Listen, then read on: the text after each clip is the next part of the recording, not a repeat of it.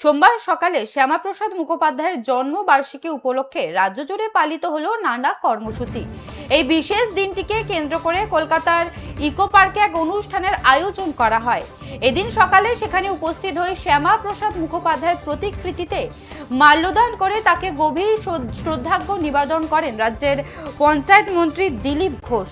রাজ্যের আধুনিক রূপকার এবং বিশিষ্ট জননেতা শ্যামাপ্রসাদ মুখোপাধ্যায়ের জন্মবার্ষিকী উপলক্ষে এদিন সকাল থেকে বিভিন্ন স্থানে কর্মসূচি নেওয়া হয়।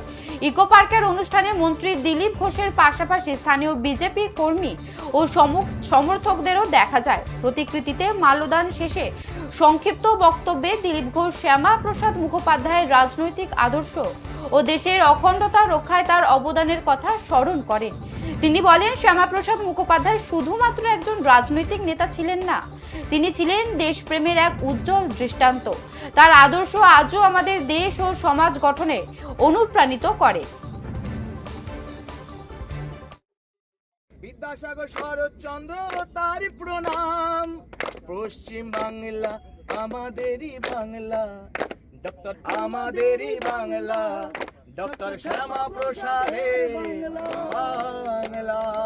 श्यामाप्रसाद मुखर्जी अमर रहे। भारत माता की जय हिंद। कारा फूल देन नहीं,